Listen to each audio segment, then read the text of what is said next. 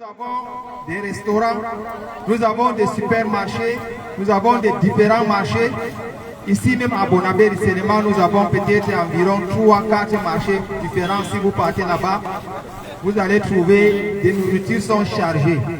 Et tous les jours, vous voyez des camions et des camionnettes transporter des nourritures ici à Bonabéry, ou bien en transportant là-bas en ville, pour nourrir le corps. Dans les hôpitaux, il y a des médicaments partout pour soigner le corps. Et dans les parfumeries, vous allez trouver des différents produits pour embellir le corps. Malheureusement, beaucoup ne savent pas qu'il faut aussi nourrir l'âme et l'esprit. Et si nous sommes aujourd'hui ici, c'est pour vous servir la nourriture de l'esprit et de l'âme. Alors, nous avons choisi de parler du salut. Nous sommes obligés de définir d'abord ce que c'est le salut avant de continuer. Alors, si nous avons choisi ce thème, c'est parce que tout être humain a besoin de ce qu'on appelle le salut. Généralement, nous savons que ce que les chrétiens nous ont dit. Jésus-Christ est venu en tant que solution, c'est-à-dire solution pour un problème qui a été fait. Et personne ne peut réparer ce problème si ce n'est Dieu lui-même. Et Dieu s'est choisi de venir lui-même, passant par une de ses créatures qu'on appelle Marie. Et il est venu dans le monde mourir pour résoudre ces problèmes. Voilà pourquoi nous avons dit, est-ce que c'est vrai? Si le frère a revendiqué que nous n'avons pas allé dans le thème, c'est parce que nous les musulmans, nous avons plusieurs fois causé avec vous les chrétiens et vous nous avez prouvé dans votre croyance que c'est la mort de Jésus-Christ qui donne le salut. Voilà pourquoi le frère a parlé de ça. Si nous voulons parler du salut, on ne peut pas parler du salut avec vous les chrétiens sans parler de la mort de Jésus-Christ. À moins que si tu ne veux pas parler de la mort de Jésus-Christ et que tu nous vas nous montrer comment on va obtenir le salut, il n'y a pas de problème, nous sommes là. D'ailleurs, même nous sommes d'accord avec vous si vous dites que les gens peuvent obtenir le salut par Jésus-Christ. Nous sommes d'accord. Mais comment obtenir le salut par Jésus-Christ? Est-ce que quand nous parlons de salut dans l'islam, nous disons que le prophète Mohammed est mort pour nous sauver? On ne parle pas de la mort de Mohammed, mais c'est vous qui nous parlez de la mort de Jésus-Christ pour nous sauver. Voilà pourquoi nous vous demandons toujours, est-ce que c'est vrai ce que vous dites? Si vous dites oui, la Bible est là, vous allez nous prouver avec. Parce que nous avons dit non. Et d'ailleurs, même votre Bible même dit que toute personne qu'on a tuée sur la croix est un objet de la malédiction. Déjà que Jésus-Christ, selon vous, il est mort sur la croix, il est l'objet de quoi alors? Selon votre propre Bible. Vous voyez, voilà pourquoi nous avons toujours le propos là dans nos bouches. Donc mon frère, tu dois savoir simplement que si tu veux nous parler du salut sans passer par la mort de Jésus-Christ, il n'y a pas de problème, nous allons écouter. Mais nous savons que vous nous avez déjà dit que le salut passe par la mort de Jésus-Christ sur la croix. Tu comprends pourquoi nous insistons sur ça? Une minute plus chuter. Nous savons que Dieu a envoyé tous les prophètes pour un seul but. Il n'y a pas un seul prophète qui n'a pas parlé de l'unicité de Dieu, l'adoration d'un Dieu unique, lui seul que nous devons servir. Et si nous le servons, par sa grâce, sa compassion, alors il va nous accorder ce qu'on appelle le salut. C'est simple. Il n'y a pas la mort de quelqu'un qui va nous donner le salut. Alors si tu vas nous parler du salut sans nous parler de la mort de Jésus-Christ, il n'y a pas de problème. Nous, on va t'écouter. Dans ce cas, tu vas donc entrer dans le développement. Merci.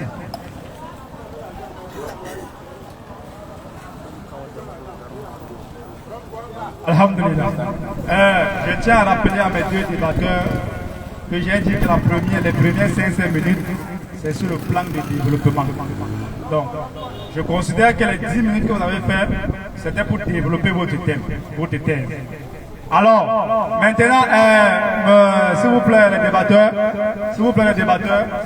Vous allez venir, si vous avez 5 minutes chacun va porter ses arguments. Bible et Coran sur table. Nous sommes dans la science et les arguments.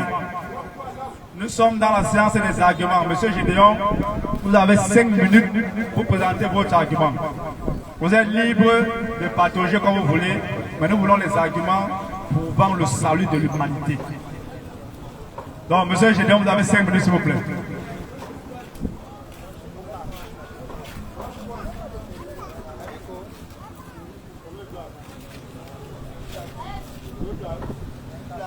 Bonsoir à tous. Je vais une fois de plus me présenter. Je suis Gédéon Yemegbe Salah. Mais dans ma pratique ésotérique et mystico-philosophique chrétienne, mon nom c'est le serpent d'airain transcendant. Donc pour celui qui veut me contacter dans le spirituel, il n'a qu'à m'appeler de manière avec ce nom-là et il pourra, n'est-ce pas, me joindre. Je suis le serpent d'airain transcendant. Mais en humain, il peut m'appeler Gédéon, c'est mon prénom. Alors, lorsque je me tiens sur ce pupitre pour vous parler du salut, j'aimerais que nous commencions, n'est-ce pas, par la notion de salut. Est-ce que le salut, nous le trouvons en l'islam? Est-ce que nous le trouvons dans la Bible par Jésus-Christ? J'aimerais rappeler, d'après la définition de mon petit dictionnaire, peu importe la marque du dictionnaire ou alors l'intitulé du dictionnaire, le mot salut simplement signifie la félicité. La félicité qui veut autrement dire la paix de l'âme. La paix de l'âme qui veut autrement dire la vie éternelle, c'est-à-dire la continuité de l'existence vibratoire positive après, n'est-ce pas, que la matière matérielle que nous revêtons sur la terre se soit déchue dans la tombe. Qu'est-ce que cela voudrait dire? Cela voudrait simplement dire que le salut est le processus par lequel nous continuons de vibrer de manière ondulatoire et progressive dans les règnes célestes, c'est-à-dire dans la félicité céleste auprès de Jésus-Christ, dans le royaume de Jésus-Christ. Contrairement au salut, nous parlons de la perdition, nous parlons de la mort éternelle. C'est-à-dire le salut veut dire la vie éternelle. Son contraire, c'est simplement la mort éternelle.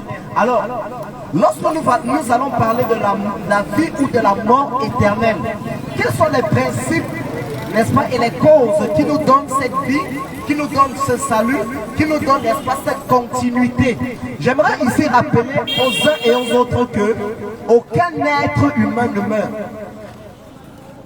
Vraiment que ce genre de connaissance et de pensée quitte rapidement nos têtes. Aucun être humain ne meurt. L'être humain décède, mais il ne meurt pas. Tout être humain est éternel de manière fondamentale. La mort est simplement l'ouverture d'une autre vie. Ça veut dire quoi? Ça veut dire que pour qu'il y ait vie, il faut qu'il y ait mort. Pour que je continue de vivre dans l'au-delà, il faut que je meure d'abord. Ça veut dire la mort est, n'est-ce pas, le fondement d'une nouvelle naissance. Il faudrait que nous le comprenions déjà. Autrement, lorsque nous parlons du salut, il faudrait que nous soyons chargés. Et j'aimerais rappeler à tous les chrétiens ici qu'ils sont au Bombré. Ça veut dire qu'ils sont, tout chrétien est habité par qui? Habité par le Christ. Tout comme tout musulman est au Bombré, contrairement à celui qui est chrétien, qui est habité. Le musulman, lui, plutôt est au Bombré par Mohammed, qui n'est qu'un homme, qui ne fut qu'un homme. Pourquoi est-ce que je le dis? Je le dis parce que de manière coranique et biblique, lorsque nous voyons la naissance de Jésus, elle est mystérieuse. Lorsque je vais revenir sur sa dimension humaine, un homme né de manière mystérieuse sans passer par le rapport sexuel. Alors que le prophète et leader de mes frères musulmans est né et il a vécu ayant péché. Alors, si moi, être humain, d'ailleurs, il le dit dans le Coran, Mohammed lui-même le dit dans le Coran, dans la sourate 46, dans la sourate 41, au verset 6, il dit, moi qui ne suis qu'un homme, il dit, moi je suis un homme, je ne peux rien faire pour vous. Alors, si moi, Mohammed, je suis un homme et que je ne peux rien faire pour vous, parce que lui-même le rappelle à la sourate 46 toujours, il dit, je ne peux pas vous mettre sur le bon chemin. Alors, si Mohammed, le leader de mes frères musulmans, ne peut pas les mettre sur le bon chemin, qui est-ce qui peut les mettre sur le bon chemin lorsque Jésus dit de ses paroles authentiques, je suis le chemin, la vérité et je suis la vie. 2 secondes pour citer. Nul ne vient au Père que par moi. Alors que je commence mes propos par cet argumentaire, j'aimerais, n'est-ce pas, encourager les uns et les autres à rester à l'écoute de ce débat parce qu'il sera très fructueux. Merci bien. Alhamdulillah. Vous avez écouté les arguments du frère. Mais comme nous sommes ici pour la vérité, et je vous ai promis par la grâce d'Allah Zawajal que nous allons quitter ici avec la vérité. Le frère a donné 2 versets. Coran chapitre combien s'il vous plaît? Coran chapitre 2. Coran chapitre 41 au verset 6. Deuxième verset. Il faut que le frère rectifie ça parce que nous sommes ici pour la vérité. Tous les versets que les frères vont donner, tous les versets que les frères musulmans et le frère chrétien vont donner, nous allons le lire pour savoir si ce qu'ils disent est vrai. Donc quelqu'un ne va pas dire du Coran ce qu'il n'a pas dit et de la Bible ce que la Bible n'a pas dit. Il a dit Coran chapitre 46 verset, Coran chapitre 41 verset 6 et Coran chapitre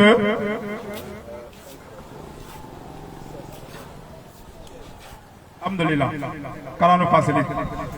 Donc, avant que le frère ne vienne, il faut qu'on rectifie ces versets-là, pour qu'on le lise, pour éclairer tous ceux qui nous écoutent, pour qu'ils comprennent ce que le prophète sallallahu alayhi wa sallam a dit, et quand le frère va venir, il sortira les versets que Isa alayhi salam a dit, et on verra si ce qu'il dit, c'est ce qui est dans la Bible ou dans le Coran. Parce que nous sommes ici seulement pour la vérité, Inch'Allah. Bismillah, est-ce que les versets sont là? Bon, premier verset, s'il vous plaît. On n'est pas en train de prendre le parti de quelqu'un, s'il vous plaît. On n'est pas là pour prendre le parti de quelqu'un. On est là pour lire seulement les versets que les frères donnent. Et on n'explique pas les versets, c'est eux-mêmes qui ont donné les versets qui expliquent ça. Nous, on lit seulement. Coran chapitre 42, verset 41, verset 6. Je lis ça rapidement, s'il vous plaît. C'est pas lire, c'est pas possible. Coran chapitre 41, verset 6. Dis, je ne suis qu'un homme comme vous. Il m'a été révélé que votre Dieu est un Dieu unique. Cherchez le droit chemin vers lui et implorez son pardon et malheur aux associateurs. J'espère que tout le monde a compris ce que le frère a lu et ce que j'ai lu. Il y a une très grande différence. Qu'à la facilité. Bismillah. Monsieur, je vais laisser le frère quand il va parler ses autres 5 minutes pour nous expliquer le... Non, il a dit que c'est, il a dit que l'autre. Non, laissons. C'est lui-même qui viendra expliquer le verset là, parce que peut-être il a vu le verset n'a pas bien. C'est lui-même qui viendra expliquer, c'est pas moi. Je lis seulement. Monsieur Amadou, vous avez 5 minutes pour donner vos arguments. C'est pas pour exposer, pour donner vos arguments. 5 minutes. Je vous rappelle que vous êtes ici pour nous donner les versets bibliques, les versets coraniques que nous allons vérifier. Les arguments contre.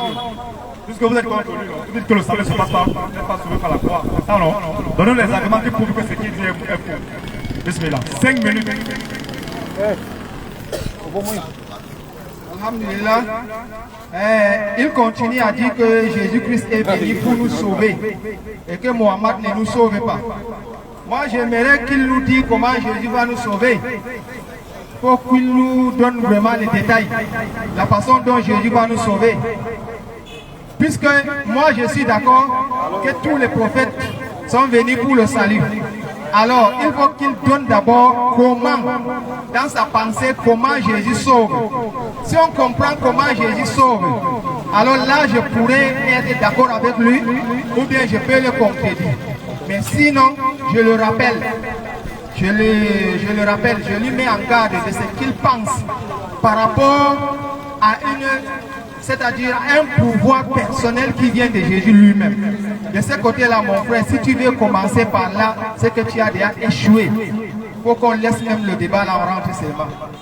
Parce que Jésus-Christ, que la paix de Dieu soit sur lui, c'est un envoyé de Dieu. Et un envoyé n'est pas plus grand que son maître qui l'a envoyé. Donc Jésus-Christ n'a pas de pouvoir de lui-même. Tu ne peux pas nous prouver ça dans la Bible. Le début, c'est-à-dire de la Genèse jusqu'à la fin, qui est dans ce qu'on appelle l'Apocalypse. Il n'y a pas. Jésus-Christ n'a aucun pouvoir venant de lui. Comment donc maintenant Jésus va nous sauver de son propre chef? Mon frère, tu t'es trompé, excuse-moi. Je vais te rappeler le livre de Matthieu chapitre 20. Mon frère Cheikh Ali, tu peux nous lire Matthieu chapitre 20, le verset 20 à 23. Mon frère Gédéon, avec ta permission, on peut arrêter le temps? D'accord. Matthieu chapitre 20, à partir du verset 20 jusqu'au verset 23. Si c'est pour la lecture, que ce soit la partie chrétienne, la partie musulmane, on arrête le temps. Inch'Allah. Matthieu chapitre 20, verset 23. 20 à 23. 20 à 23. Alors, la mère des fils de Zébédée s'approcha de Jésus avec ses fils et se prosterna pour lui faire une demande. Elle lui dit, que veux-tu? Ordonne-lui, dit-elle, que mes deux fils que voici soient assis dans ton royaume, l'un à ta droite et l'autre à ta gauche. Jésus répondit, vous ne savez pas ce que vous me demandez. Pouvez-vous boire de la coupe que je dois boire? Nous le pouvons, dirent-ils. Et il leur répondit, il est vrai que vous boirez de ma coupe, mais pour ce qui est d'être assis à ma droite et à ma gauche, cela ne dépend pas de moi et ne serait donné qu'à ceux que mon Père l'a réservé. Ici dans le passage, nous voyons que Jésus-Christ ne peut rien faire, à moins que le frère va dire le contraire. La Bible dit que Jésus ne peut rien faire. Est-ce que Jésus peut choisir les deux fils de Zébédée, poser un de son côté droit et l'autre de son côté gauche? Est-ce que Jésus peut le faire? D'après le texte, est-ce que Jésus peut le faire? Jésus ne peut pas le faire. Entre Jésus et Mohammed, y a-t-il des différences? Non. Parce que Mohammed ne peut pas donner le salut. Jésus ne peut pas donner le salut. Le salut vient de qui? De celui qui les a envoyés. À travers le Dieu qui les a envoyés, c'est le Dieu là qui va dire à Jésus, dis aux gens de faire comme ça, je vais les donner le salut. Il dit à Mohammed, dis aux gens de faire comme ça, je vais les donner le salut. Ce n'est pas Jésus qui donne le salut, mon frère. Sinon Jésus, pourquoi il a refusé ici? Ça ne dépend pas de moi. Mon frère, tu as fait le bac. Tu as même peut-être la licence ou bien le doctorat, même je ne sais pas. Mais quand Jésus dit ça ne dépend pas de moi, ça dépend de qui alors? Lui qui donne le salut, il dit que ça ne dépend pas de moi.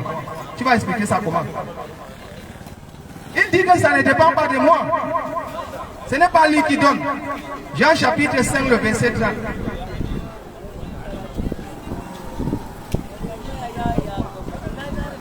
Jean chapitre 5, verset 30.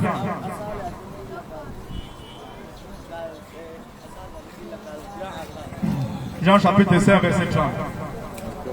Il dit, je ne puis rien faire de moi-même. Selon ce que j'entends, je juge et mon jugement est juste parce que je ne cherche pas ma volonté, mais la volonté de celui qui m'a envoyé. On peut continuer. Si c'est moi qui rends témoignage de moi-même, mon témoignage n'est pas vrai. Il y en a autres qui rendent témoignage de moi. Et je sais que le témoignage qui rend de moi est vrai. Vous avez envoyé vers Jean et il a rendu témoignage à la vérité. Pour moi, ce n'est pas d'un homme que je reçois le témoignage. Mais je dis ceci afin que vous soyez sauvés. C'est bon, c'est bon. Voilà Jésus-Christ qui est clair. qu'il ne peut rien faire de lui-même. Quand je dis que je ne peux rien faire de moi-même, tu es venu vers moi pour me demander l'aide. Je dis mon frère, là où je suis là, moi-même je dépends de quelqu'un, je ne peux rien faire de moi-même. Je peux te faire quoi? Je peux t'aider à quoi? Je ne peux rien t'aider. Si tu veux l'aide, je vais aller demander d'abord à mon boss, à mon patron. Et c'est lui qui va donc maintenant me donner les moyens pour que je vienne t'aider. C'est pas moi-même. Une minute pour chuter. Pourquoi tu dis que c'est Jésus qui donne le salut, mon frère? Jésus ne donne pas le salut, il n'a pas le pouvoir de donner le salut.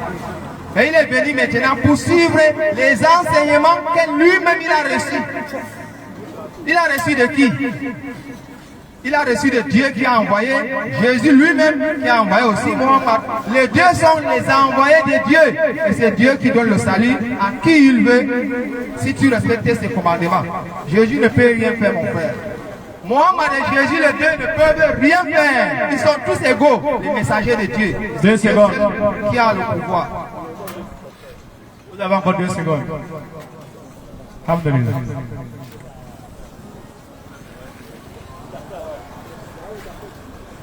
Mange Allah, ça va dire Seigneur de l'univers.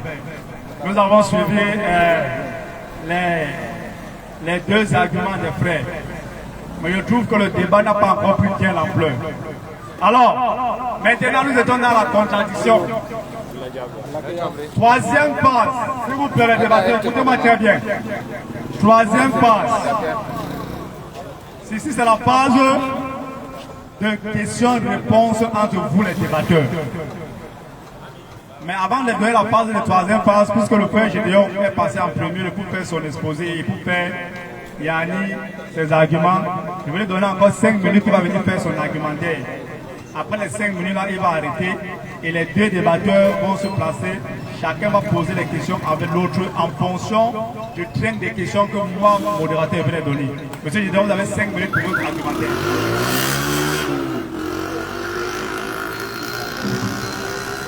Ici, j'ai écouté beaucoup d'aberrations. Je ne viens pas défendre le christianisme, mais je viens défendre la chrétienté. Ou alors, je ne viens même pas la défendre parce qu'on ne peut pas défendre Dieu. Nous n'avons pas ce pouvoir-là. Mais je viens présenter la chrétienté. Alors, lorsque mon frère me dit, lorsque mon frère prend le texte de Matthieu, au chapitre 20, où Jésus dit, je ne peux pas je n'ai pas le pouvoir de dire à quiconque de s'asseoir à ma gauche et à ma droite. Ici, il faut bien le contexte. Il faut bien mettre les choses dans son contexte. Il faut que nous soyons honnêtes. Alors, une personne vient avec son ego. Une personne vient avec un esprit de ruse ou alors un esprit d'individualité. Question de privilégier ses enfants, c'était une femme. Alors elle propose à Jésus de mettre ses 2 enfants, l'un à gauche et l'autre à droite. Mais Jésus, dans le but d'équilibrer les choses, va lui dire, je ne peux pas mettre quelqu'un ni à ma gauche ni à ma droite. Pourquoi? Parce que Jésus ne veut pas faire ce qu'on appelle les partitions, les parties prises. C'est de ça qu'il s'agit dans ce texte. Alors lorsqu'on sort de ce texte, lorsqu'on sort du contexte de ce texte, on est en train de faire, n'est-ce pas, une malhonnêteté intellectuelle. Je vais prendre ici 2 sourates dans le Coran. Je vais prendre la sourate 3, le verset 161. Si Jésus ne donne pas le salut, qui est-ce qui donne le salut? Monsieur Gédéon, s'il vous plaît, on peut lire la sourate. On peut dire que je vais donner 2 sourates. La sourate 3 au verset 161 et la sourate 8 le verset 1. Et nous allons prendre Jean chapitre 6 le verset 63. S'il vous plaît, monsieur Gédéon, quand vous donnez les sourates, attendez, on les lise et vous expliquez. Ne vous dérangez pas, je suis très patient, je suis préparé pour ça. Sourate 3 verset 61. 161. 161.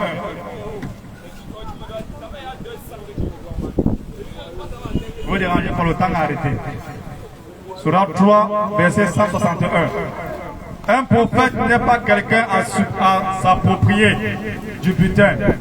Quiconque s'en approprie viendra avec ce qu'il se sera approprié le jour de la résurrection.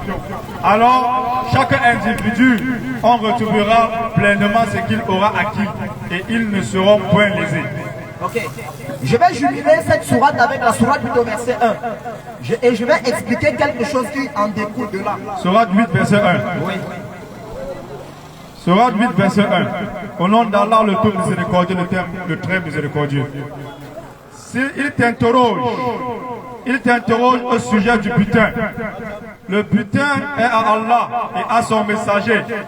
Craignez Allah maintenant, la concorde entre vous, et observez à Allah et à son messager si vous êtes croyants. Alors, mes frères musulmans, vous avez l'habitude de dire que Allah n'est pas un Dieu d'association. On n'associe pas à Allah quelqu'un.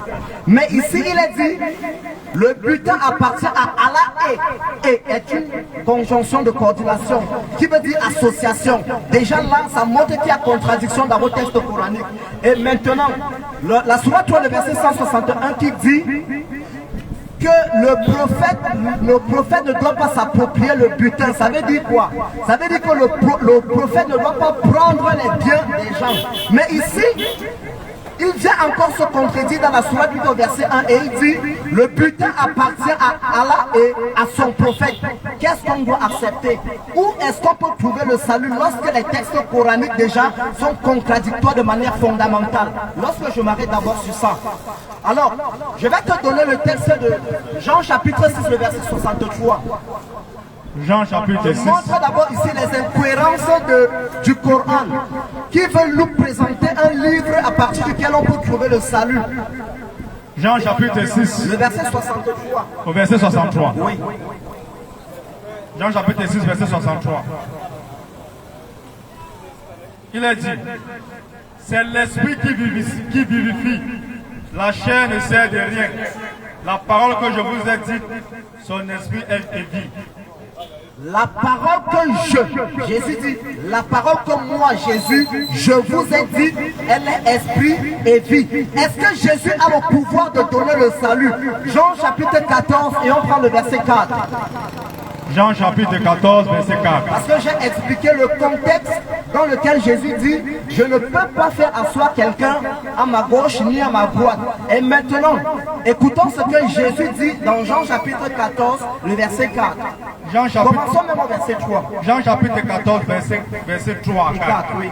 Et lorsque je m'en serai allé, et que je vous aurai préparé, et que moi Jésus je vous aurai préparé une place, je reviendrai, moi Jésus, je vous prendrai. Est-ce que Jésus a le pouvoir de donner le salut? Voilà qu'il confirme. Avec moi, je vous prendrai avec moi. Oui, afin que là où je suis, afin que là où moi Jésus je suis, vous soyez aussi. Vous aussi vous y soyez. Est-ce que Jésus a le pouvoir de donner le salut? Oui. Lorsqu'on reste dans ce contexte, alors mes frères musulmans, je vais encore vous donner un autre texte coranique qui prouve que le Coran ne peut pas donner le salut à une personne. Je vais prendre la sourate 72 et je donne le verset 21. Sourate 72, verset 21. Oui. Sourate 72, verset 21. Au nom d'Allah, le tout miséricordieux, le très miséricordieux. Je ne possède aucun moyen pour vous faire du mal. Je ne possède aucun moyen. Je n'ai aucun moyen de vous faire ni de mal, ni pour vous mettre sur le chemin droit. Mettre sur le chemin droit. Alors, si Mohamed ne peut pas me mettre sur le chemin droit, pourquoi est-ce que moi je vais le suivre?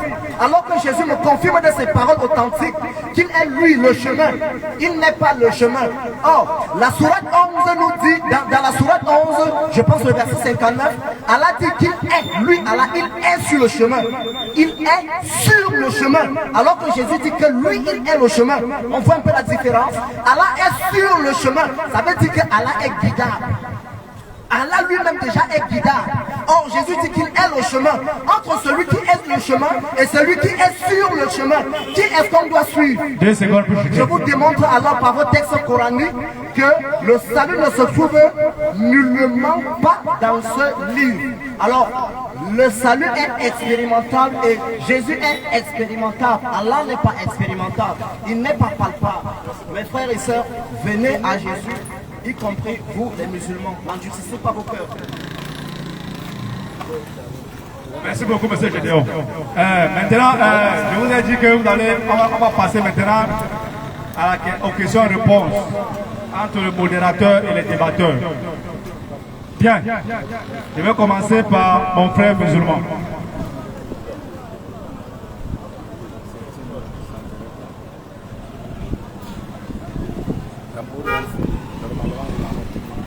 Je vais commencer par mon frère musulman. Monsieur Amadou, vous pouvez approcher s'il vous plaît.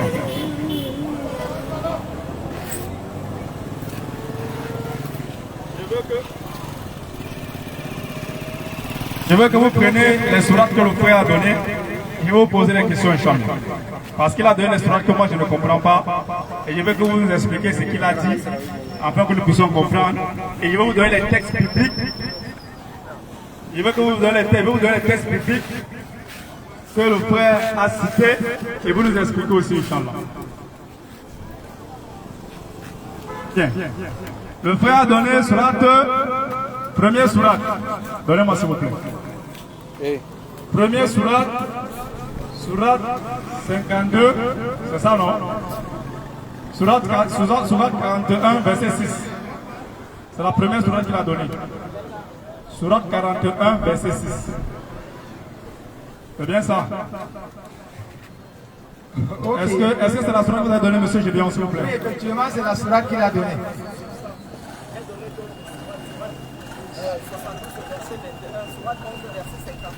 Ok, sourate 61, on commence par la sourate 41, verset 6. Bismillah, vous le lire là-haut ça. Il est dit dans la sourate 41, le verset 6. Oui. Dit, Oui. je ne suis qu'un homme comme vous. Oui. Il m'a été révélé Oui. que votre Dieu est un Dieu unique. Oui. Cherchez le droit chemin vers lui et implorer son pardon et malheur aux associateurs. Merci. Maintenant, la question que je vous pose, lorsque le prophète Mohammed, quel appelle Dieu, le salut soit sur lui, il dit qu'il n'est qu'un homme comme vous, c'est-à-dire comme nous. Maintenant, il ne peut, Allah est le Dieu unique, suivez ce qu'Allah vous dit. J'espère que c'est ce que la sourate a dit. Expliquez-nous, qu'est-ce que le prophète sallallahu alayhi wa sallam veut par là dire à ses compagnons ou à toute l'humanité? Il est en train de nous dire que lui, il n'est qu'un envoyé de Dieu créé par Allah, un être humain comme nous. Point de différence entre nous et lui. Oui. Ce n'est que par le fait qu'Allah l'a choisi et lui a inspiré, c'est-à-dire révélé sa parole. Lui, il est un agent de transmission de messages. Merci beaucoup. C'est-à-dire qu'on va obtenir le salut en respectant les commandements de Dieu sortis de la bouche du prophète Mohammed. Celui qui écoute cela et met en pratique, alors il est épargné de la condamnation. Merci beaucoup. Un autre verset que le frère a donné ici, là, si j'ai bien un verset biblique qu'il a donné ici. Il a donné, je viens, c'est moi qui pose les questions s'il vous plaît.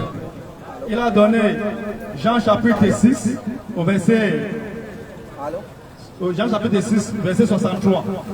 Il a dit, ici, c'est l'esprit qui vivifie, la chair ne sert à rien. La parole que je vous ai dit, son esprit est vie. Son esprit est vie. Ça veut dire que le point de nous expliquer, c'est que Jésus-Christ, c'est la parole là qui sauve. C'est-à-dire que c'est cette parole qui est Jésus-Christ qui sauve. Maintenant, s'il vous plaît, la question n'est pas finie. Maintenant, il y a un verset dans la Bible, dans le même passage qu'il a donné dans Jean 14, verset 24. Puisque le frère a dit que cette parole-là, c'est Jésus qui sauve. Dans Jean 14, verset 24, c'est que nous ne le comprenons pas. Jésus dit dans Jean 14, verset 24, celui qui n'est même pas ne garde pas ma parole. Et la parole que vous entendez n'est pas de moi, mais du Père qui m'a envoyé. Donc la question qu'il veut poser maintenant, puisque le frère a lu Jean chapitre 6, verset 63, où Jésus dit que la parole là est esprit et c'est ça qui sauve. Donc lui il a interprété que cette parole c'est Jésus. Et maintenant dans Jean chapitre 14, verset 24, Jésus dit que la parole que vous entendez n'est pas de moi, mais du Père qui sauve. Qu'est-ce que vous pouvez nous expliquer là-dessus s'il vous plaît? Ok, si je vais commencer avec Jean chapitre 6, il faut que je commence d'abord au verset 1. Plusieurs de ses disciples, après avoir entendu cela, dire cette parole est dure et qui peut les écouter. Jésus, chassant en lui-même que ses disciples murmuraient à ce sujet, leur dit, cela vous scandalise-t-il? Si vous, Si vous voyez le Fils de l'homme monter où il était auparavant, c'est l'esprit qui vivifie. La chair ne sert à rien. La parole que les paroles que je vous ai dites sont esprit et vie. Est-ce que les paroles ici, c'est Jésus lui-même? La Bible dit que les paroles là sont esprit et vie, alors que Jésus est visible. Ça veut dire que ce n'est pas Jésus qui est dans cette parole-là. Il y a quelque chose en bas là que le frère n'a pas saisi. Je vais aller directement au verset 66. Je le lis directement. Dès ce moment, plusieurs de ses disciples se retiraient et ils n'allaient plus avec lui. Mais Jésus donc dit aux 12, c'est-à-dire seulement les 12 qui sont restés avec lui. Il a dit, vous ne voulez pas, vous aussi, vous en allez comme les autres sont en train de partir. Alors Simon Pierre a pris la parole, dit, à qui irions-nous? Qui a les paroles de la vie éternelle, les paroles de la vie éternelle. Et nous avons pris, et nous savons que tu es le Christ qui est venu de Dieu. Donc la parole est claire. Tu as les paroles de la vie éternelle. Ce n'est pas que toi, tu as la vie éternelle venant de toi-même. Et la parole là, Jean chapitre 8, le verset 40, Jésus dit, moi je vous ai dit la vérité que j'ai entendue de Dieu. Ok.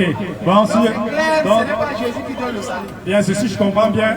La parole que le frère a interprétée, vous dites que selon les textes bibliques, vous dites qu'effectivement cette parole n'est pas Jésus, mais cette parole est la parole de Dieu que Dieu lui a envoyé d'enseigner aux gens afin qu'ils aient la vie éternelle. Effectivement, Jean chapitre 8, verset 40. Bien sûr. Ok, vous pouvez là vous asseoir. Monsieur Gédéon, s'il vous plaît.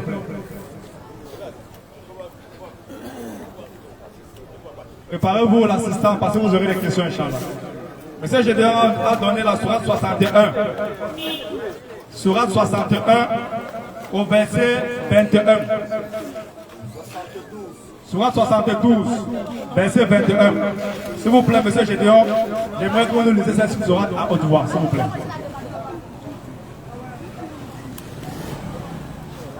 Sourate 72, verset 21.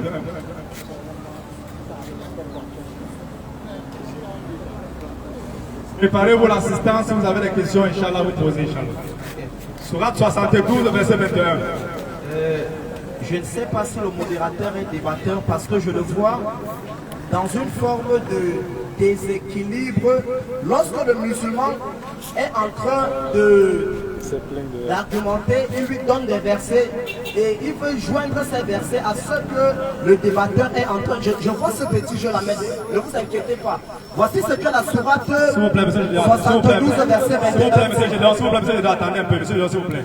Je dis ce qui est. S'il vous plaît, monsieur Gédéon. Vous avez donné Jean chapitre 14, le verset 22, ce qui ne revient pas de votre ressort. S'il vous plaît, monsieur. Vous n'êtes pas là pour donner des versets, vous êtes là pour poser des questions. Monsieur Gédéon, révéler des versets. Monsieur Gédéon. S'il est en manque d'arguments, désolé. Monsieur Gédéon, s'il vous plaît. Moi, je n'ai pas besoin. Le même système que j'utilise avec lui, c'est le même système que j'utilise avec vous. Ne vous inquiétez, ne m'aidez pas. Donc, j'ai une idée qui est le c'est mon droit, monsieur Gédéon, si vous modérateur, vous marchez selon comme je vous pose les questions. Ce n'est pas vous qui me demandez de faire, c'est moi qui vous pose les questions. Je vous donne, je dois respecter, je dois être juste. Comme je ne veux pas avec lui, je ne veux pas avec vous. Ce n'est pas vous de me dire, c'est moi qui vous pose les questions. Après l'assistant, vous posez les questions. Sourate 72, verset 1, est-ce que vous pouvez le lire? Ok. La sourate 72, verset 21 dit... Et c'est vous qui avez donné cette sourate, c'est pas lui. C'est bien sûr moi qui ai donné. Allez-y, lisez alors. Mais vous n'êtes pas revenu sur les textes qu'il a donné pour que j'explique. C'est pourquoi je parlais de déséquilibre. Vous venez sur ce que moi j'ai dit et vous le donnez parce que... S'il vous plaît, monsieur Gédéon, voici ce que le verset dit.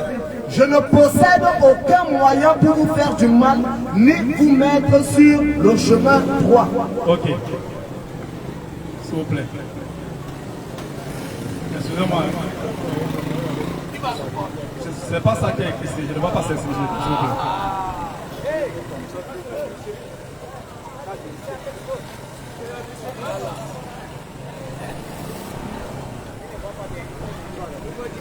Ok. Sourate 72, verset 21. Je ne possède aucun moyen pour vous faire du mal, ni pour vous mettre sur le chemin droit. Merci beaucoup. Bon, d'où ma question maintenant, monsieur Gédéon. Dans la Bible, Jésus-Christ, le passage que le frère lui-même a lu, le passage des Zébédée. Jésus-Christ, il a dit aux deux fils de Zébédée, lorsque la femme de Zébédée a posé la question à Jésus-Christ, J'aimerais que l'un soit assis à ma droite et l'autre à ta gauche. J'aimerais que l'autre soit assis à ta droite et l'autre à ta gauche. Jésus a posé la question. Pourrez-vous boire de ma coupe? Ils ont dit que oui, nous le pouvons. Jésus dit que c'est vrai. C'est vrai que vous pouvez boire de ma coupe. Maintenant, de ce qui est d'être à ma gauche ou à ma droite, cela ne dépend pas de moi. Je reviens. Cela ne dépend pas de moi, mais de celui que mon Père aurait choisi. Donc je pose de la question. Cette sourate-ci, est-ce que cette sourate-ci, selon vous, le prophète Mohammed sallallahu alayhi wa sallam, est-il capable de donner la vie éternelle à une personne lui-même par sa propre volonté? Le prophète Mohammed ne peut donner et ne pourra donner le salut à personne parce que lui-même déjà n'est pas salué. Moi, je ne peux pas être en prison et sortir quelqu'un de la prison. Okay. C'est impossible. Merci. Alors, s'il vous plaît, je continue, s'il vous plaît. Voilà, c'est ce déséquilibre que je n'accepte pas. Parce que lui, quand il argumente, il faut le laisser. Monsieur, vous avez le pendule là. Vous avez le pendule là, monsieur. C'est bon, vous modérez bien. C'est lui qui argumente. Vous avez le pendule là. Vous avez le pendule. C'est bien. Vous avez le pendule. Je vous relance. Quand vous êtes pressé, laissez-vous relance. Maintenant, vous avez dit que le prophète Mohammed ne peut pas donner la vie éternelle à quelqu'un. C'est ce que vous avez dit. Nous sommes d'accord, non? Je vous relance maintenant avec la même question. Puisque le verset dit, je ne peux pas faire, je ne peux, sous par exemple, le verset là, s'il vous plaît. Je ne possède aucun moyen de vous faire ni de mal, ni de vous mettre sur le droit chemin. Voilà, ça veut dire que lui-même ne peut pas posséder, ne peut pas donner la vie éternelle à quelqu'un parce que lui-même n'est pas salué, selon vous, selon l'interprétation qu'on a donnée pour le Coran, c'est ça, n'est-ce pas? C'est bien ce que vous avez dit. Monsieur Gédéon, s'il vous plaît, c'est bien ce que vous avez dit. C'est ce qui est, c'est pas ce que j'ai dit, c'est ce qui est écrit. Ok, ce qui est écrit. Ok, je suis d'accord, c'est ce qui est écrit. Merci beaucoup, monsieur Gédéon. Donc maintenant, je reviens dans le passage de la femme de Zébédée. Jésus étant disant à la mère de Zébédée que pour ce qui est de ma droite et à ma gauche, cela ne dépend pas de moi. S'il vous plaît, monsieur Gédéon, en quelques phrases ou même en une minute, interprétez-moi un peu ce passage, ce mot, et ce qui est à ma droite et à ma gauche. Parce que ici on parle du paradis, j'espère que le texte parle du paradis. Bon. Jésus dit que ce qui a été à ma gauche et à ma droite au paradis, cela ne dépend pas de moi. Bon, maintenant la question que je vous pose, est-ce que dans ce contexte-là, Jésus peut-il mettre les deux pieds des Zébédée à sa droite et à sa gauche au paradis? Je vous ai dit que vous êtes en train de sortir du contexte de ce verset. Et aussi longtemps que vous allez réciter ce verset hors de son contexte, vous allez toujours faire fausse route. Expliquez-moi le contexte. Alors, je vous ai dit, il s'agit ici d'une femme égocentrique. Il s'agit ici d'une femme égoïste, c'est-à-dire qui ne pense qu'à elle, qui veut privilégier ses enfants. Or, Jésus n'est pas là pour privilégier. Lorsque vous voyez, n'est-ce pas, la parabole du semeur, il y en a qui ont commencé le matin, d'autres ont commencé à midi, d'autres ont commencé dans la soirée, d'autres ont commencé un peu plus tard. Mais Jésus dit à la fin, tous ont eu le même salaire. C'est-à-dire Jésus est ici sur la notion d'équilibre. Mais elle, la femme, vient sur le déséquilibre, elle vient sur l'égocentrisme, elle vient privilégier ses enfants. Pourquoi la femme là ne pouvait pas intercéder pour d'autres enfants qui n'étaient pas les siens? Voilà pourquoi Jésus dit, pour ne pas la blesser, il dit, je ne peux pas mettre quelqu'un à ma gauche ou à ma droite. C'était une manière de se débarrasser d'elle afin de garder son peuple dans l'unanimité mentale, sans aucun traumatisme ou alors aucun complexe. Qu'ils sachent pourquoi. Lorsque je vais vous donner 3 versets. Dans Jean chapitre 15 au verset 13, Jésus dit, il n'y a pas de plus grand amour que de donner sa vie pour ses amis. Jésus ne dit pas donner sa vie pour ses disciples. Et il dit, au verset 14, il dit, vous êtes mes amis si vous faites ce que je vous commande. Est-ce que dans ce cas, la dame de Zébédée était en train de faire ce que Jésus commandait, à savoir l'égalité d'amour? Ok, non. Ok, monsieur Gédéon. Vous chuter, s'il vous plaît. Oui, il faut chuter. Dans le verset 15, il dit, je ne vous appelle plus mes serviteurs, parce que le serviteur ne sait pas ce que fait son maître, mais je vous ai appelé mes amis. Ok, monsieur Gédéon, s'il vous plaît. Vous avez dit ici que la femme de Zébédée était égocentrique. Exactement. Et que Jésus-Christ lui a répondu, il faut se débarrasser d'elle. Exactement. Ça veut dire que normalement, dans votre analyse, Jésus-Christ peut donner le paradis. Bien sûr, je vous ai donné Jean 14, verset 4. Jésus dit, je vais vous prendre. S'il vous plaît, monsieur Dillon, c'est moi qui ai la parole. Vous avez même plus de temps, vous avez même plus de temps que le Père. Donc, Ça dépend de vous, c'est vous qui vous pouvez m'écouter, s'il vous plaît. Vous avez dit que Jésus-Christ peut donner la vie éternelle. Donc, je vous pose la question. Dans Marc 13, verset 32, Jésus-Christ dit, pour ce qui est de l'heure, c'est-à-dire que le jour du jugement dernier, ni les anges ne le savent, ni le Fils, c'est-à-dire lui, ne le sait, seul le Père qui est au ciel qui le sait. Entre autres, pour ce qui est du jugement dernier, parce qu'il a dit, ce qui est du jugement dernier, lui donnant la vie éternelle, donnant le paradis, selon vous, juste dans votre pensée, donnant le paradis, il dit ceci, pour ce qui est de l'heure, ni le Père, ni les anges qui sont auprès du Père ne le savent. Ni le Fils qui est lui, Jésus, je le sais. Mais seul le Père qui est au ciel le sait. D'où ma question. Si Jésus-Christ donne le paradis, s'il donne la vie éternelle, comment peut-il ignorer le jour du jugement dernier alors que c'est lui qui donne le paradis et la vie éternelle? Écoutez très bien. Écoutez très très bien.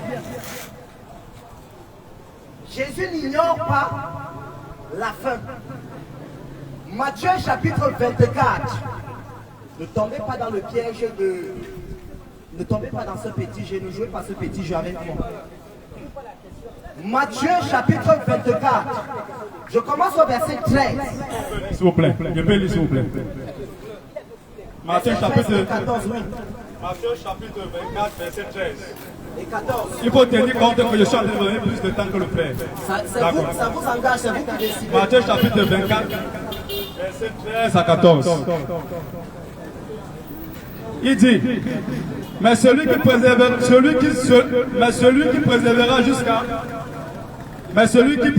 jusqu'à la fin sera sauvé. Cette bonne nouvelle du royaume sera prêchée dans le monde entier pour servir de témoignage à toutes les nations. Alors viendra la fin. Alors viendra la fin. Ça veut dire que Jésus connaît à quel moment il y aura la fin. Lorsque, je vous ai dit, lorsque vous n'avez pas fait l'exégèse des textes bibliques, vous serez toujours dans des prétextes parce que vous ne serez pas dans le contexte. Okay, Jésus est en train de dire, à donner des signes précurseurs de la fin, ce que nous sommes en train de vivre à l'heure actuelle. Okay, et il dit, cette bonne nouvelle sera prêchée dans toutes les nations pour servir de témoignage, alors viendra la fin. Okay, si Jésus ne connaît pas ça, il ne peut pas le dire. S'il vous plaît, j'aimerais que vous respectez le principe du débat. Quand je prends la parole, vous vous arrêtez. Et quand je laisse la parole, vous prenez. Respectez le principe du débat, s'il vous plaît. Vous avez dit que Jésus connaît la fin. Marc chapitre 13, verset 32, il dit qu'il ne connaît pas l'heure et le jour. Vous avez donné un verset de Matthieu chapitre 24. Maintenant, je vous demande, Apocalypse 1.1 dit ceci. Révélation que Dieu a donnée à Jésus-Christ afin qu'il transmette à Jean, que Jean transmette aux disciples afin de savoir ce qui va arriver. Je pense que Jésus est déjà passé en ce moment-là. D'où ma question, reprenez simplement ma question. Jésus-Christ, connaissant-il la fin, est-ce qu'avait-il besoin que Dieu lui fasse une révélation de l'Apocalypse? Ok. Reprenez simplement ma question, s'il vous plaît. Je ne peux pas répondre comme un béni. Oui, permettez-moi d'argumenter en quelques secondes. Allez, une seconde par Je suis d'abord en mode enseignant. Une seconde par moi. Jésus, Dieu, il n'y a pas de différence. C'est la même personne, c'est le même être. Alors, parce que vous voulez jouer à ce jeu, vous êtes déjà hors du débat d'abord. Qui donne le salut? Non, on est sur qui donne le salut. Mais vous êtes ici en train de parler de Jésus et de Dieu. Vous êtes déjà vous-même modérateur. Vous êtes déjà, n'est-ce pas, hors sujet. Alors, je vais vous démontrer que Jésus, Dieu, c'est le même être. Je vais vous le démontrer. Monsieur, vous avez fait une seconde. Oui, je vous ai donné une seconde, s'il vous plaît. 2 Timothée chapitre 4, verset 1. Lisez-le. Jésus dit, l'apôtre Paul dit, je t'en conjure devant Dieu et devant Jésus et. Conjonction de coordination qui symbolise l'association. Il dit, qui doit, lorsqu'on dit déjà Jésus et Dieu, le verbe ici devait dire qui doivent. Or, le verbe ici est conjugué à la troisième personne du singulier, ce qui montre montre l'unicité. Jésus est Dieu qui doit juger les vivants et les morts. Si Jésus n'est pas Dieu, qui est-il pour juger les vivants? Merci, monsieur Gédéon, s'il vous plaît. Une dernière question pour que vous partez vous asseoir. Ouvrez 1 Corinthiens 11, verset 3, s'il vous plaît. Je sais déjà ce que le Non, verset. ouvrez, vous lisez à tout le monde comprend. S'il vous plaît. Vous lisez seulement et on arrête le frère passe.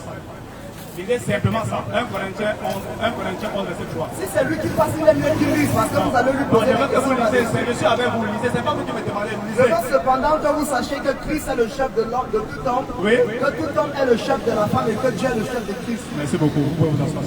Monsieur Amad de monter au temps.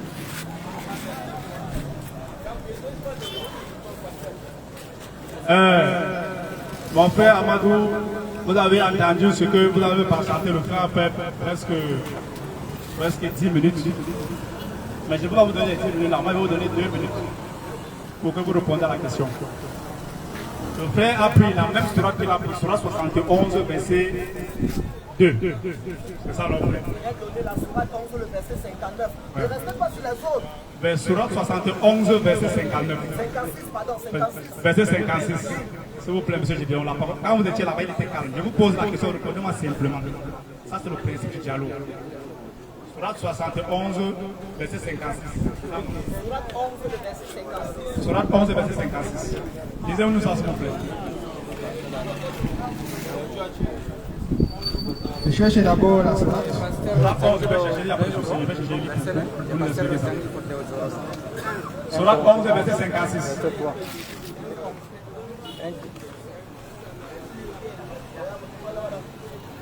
Je place ma confiance Oui. en Allah, Oui, mon Seigneur oui, et le vôtre. oui, Il n'y a pas d'être vivant oui, qu'il ne tient pas son tout. oui. Mon Seigneur, certes, est dur et sur un droit chemin. Ok, je peux lire ça pour que les gens comprennent. Il ne faut pas regarder la lecture du frère parce que lui il est en arabe et c'est très facile pour lui de dire en arabe qu'en français. Au nom d'Allah, le tout miséricordieux, le très miséricordieux, je place ma confiance en Allah, mon Seigneur et le vôtre. Il n'y a d'être vivant qui ne se tienne pas à son paix. Mon Seigneur est sur un droit chemin.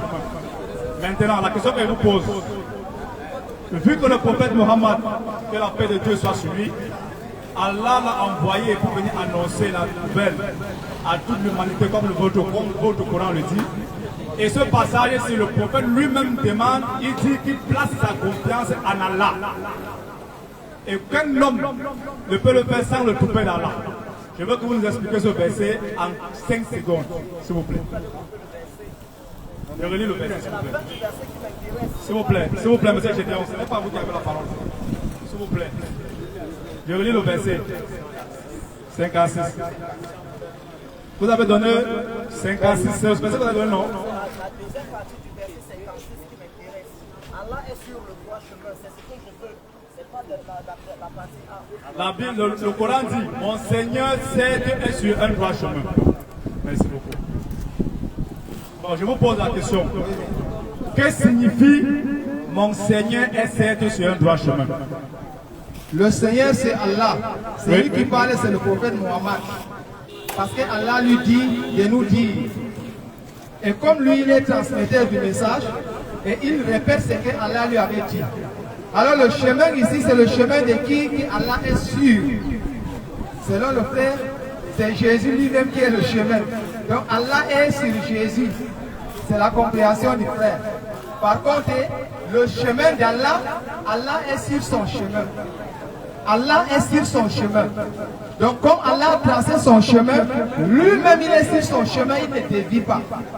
Et il amène tout le monde sur son chemin. Et celui qui n'est pas sur son chemin, il ira en enfer. Voilà ce que ça veut dire.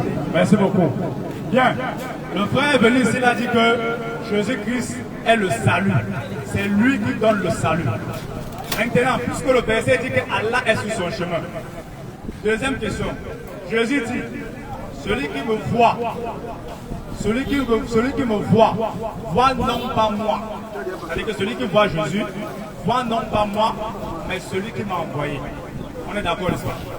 Je voudrais savoir, est-ce qu'en ce moment-là, lorsque Jésus marche sur quel chemin? Son propre chemin ou le chemin que Dieu lui a tracé de marcher dessus? Vous avez déjà donné la réponse. Mais pour cela, quand même, je vais lire un passage. Il n'y a pas de problème. Jean chapitre 12, je ne prends pas beaucoup de versets, je prends seulement 2 versets. 49 et 50. Jean chapitre 12, verset 49 et 50. Mais, monsieur le modérateur, avec votre permission, si vous permettez, avec aussi la permission de mon ami, je vais lire quelque chose ici là, par rapport à le livre de Marc que vous avez, que lui-même il a donné. Il n'y a pas de souci. C'est moi qui gère le débat, monsieur. Laissez-moi, je lis d'abord le passage. Jean chapitre 12, verset combien? 49 et 50. Jean chapitre 12, verset 49.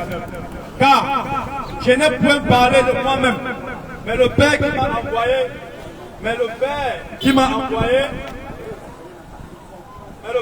envoyé, m'a prescrit lui-même ce que je dois dire. Et je sais que son commandement est la vie éternelle, et c'est pourquoi les choses que je dis comme le Père me l'a dit. Tout le monde a compris ici que Jésus-Christ ne fait que suivre un enseignement qui lui vient de la part de celui qui l'a envoyé. Il ne s'est pas prescrit lui-même un message. Il est en train de suivre un chemin de quelqu'un. Il dit que je n'ai même pas le droit d'ajouter un mot sur ce qu'on m'a enseigné. Mais s'il vous plaît, monsieur, vous arrêtez là maintenant. Là. Je continue d'abord. S'il vous plaît, les téléspectateurs, tout à l'heure, vous allez voir les questions. Ça ne sert à rien de faire des débats derrière. On va vous donner le micro, vous allez poser toutes vos questions. Bon, je vous relance, monsieur Amadou. Dans la Bible, le frère a dit que le salut passe par Jésus-Christ. Dans Deutéronome 24, verset 16, Dieu dit, on ne fera pas mourir l'enfant pour le péché du père, ni le père pour le péché de l'enfant, on fera mourir chacun pour son péché. Et dans Hébreux chapitre 10, au verset 4 jusqu'au verset 6, Jésus dit, c'est pourquoi Christ en entrant dans ce monde dit, tu n'as voulu ni holocauste, ni sacrifice, mais tu m'as formé un corps. Tu n'as créé ni holocauste, ni sacrifice pour le port du péché. C'est pourquoi je viens, ô Dieu, faire ta volonté. Donc ma question, Dieu dit, on ne fera pas mourir le père pour les péchés de l'enfant, ni l'enfant pour les péchés du père, mais on fera mourir chacun pour son péché. Première question. Jésus-Christ, selon le frère, est venu mourir sur la croix afin que nous soyons sauvés par la vie éternelle. Est-ce que cette parole-là est contradictoire à la parole du frère? Preuve biblique et coranique, s'il vous plaît. Pour ceux qui écoutent, ils savent bien qu'il y a des contradictions. Pourquoi? Parce que si vous avez déjà apporté le verset de Deutéronome chapitre 24, le verset 16, qui dit que personne ne portera le péché d'autrui, alors c'est déjà bon. Je complète ça avec Ézéchiel chapitre 18, le verset 19 à 20, qui dit également que, d'ailleurs même quand nous remontons au verset 1 même, Dieu a interdit aux enfants d'Israël de dire que les pères ont mangé les raisins verts et les dents des fils qui sont agachés. Donc à partir de là, vous voyez que personne ne portera le péché d'autrui. Alors Jésus lui-même est clair que toute personne doit faire ses propres efforts. Et par rapport aux efforts, que Dieu va voir s'il va l'accepter ou non. Merci beaucoup, monsieur Amadou, vous mettez de côté. Monsieur Gédéon, s'il vous plaît. J'ai demandé vraiment quelque chose, vous m'avez promis. Vous m'avez promis. Allez-y, lisez, s'il vous plaît. Vous avez une minute pour le lire. Alors, il a dit que Jésus-Christ connaît le jour de la fin du monde. Pourtant, le verset que vous avez donné dans Marc, chapitre 13, le verset 32, 33 ou 32. 33, 34. Il est clair que Jésus ne connaît pas. Alors, lui, il a fait de Jésus un menteur que Jésus connaît. Et parce qu'il a donné un verset où Jésus a dit que la fin viendra. Et il a donné les signes de la fin. Mais connaître les signes de la fin ne veut pas dire que je connais la date. Je vais donc lire un hadith ici là. Ok, voici ce que dit le hadith.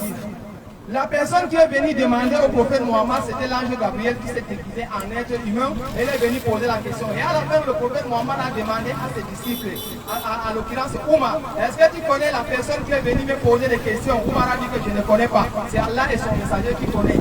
Le prophète a dit que c'est l'ange Gabriel qui est venu pour vous enseigner sur votre religion. Voilà la question ici qu'il a posée. La personne a dit, renseigne-moi sur l'heure de la fin du monde. Renseigne-moi sur l'heure. Le prophète a répondu ceci.